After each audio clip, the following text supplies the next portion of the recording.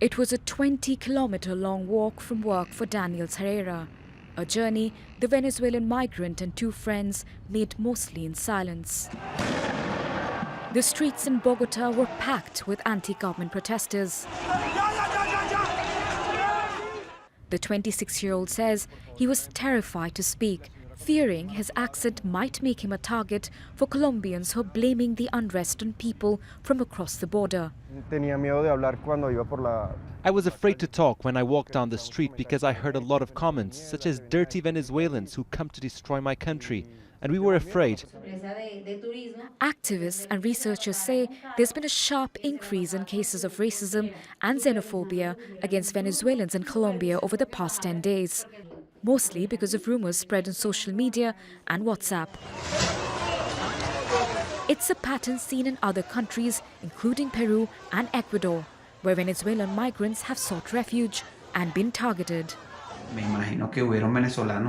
I have many countrymen who said, I'm going back to Venezuela because imagine if the same thing that happened in Peru happens here, or the same thing that happened in Ecuador where they started deporting Venezuelans and treating them aggressively, hitting them. In fact, there was an area here in Bogota where they shouted, "Out with the Venezuelans." Last week, Colombia's government deported 59 Venezuelans for taking part in protests, calling them a threat to public order and security. And in Venezuela itself on Friday, President Nicolas Maduro put his army on alert, warning of the threat of an attack from Colombia.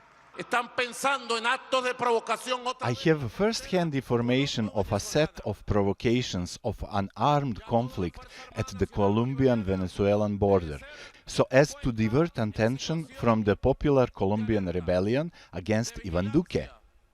More than 4 million Venezuelans have been forced to leave their country because of hyperinflation, severe food and medicine shortages.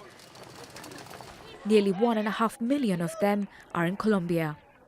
While the leaders of both countries are facing anger and protests against their governments, it's the poorest and most vulnerable in society who continue to suffer the most.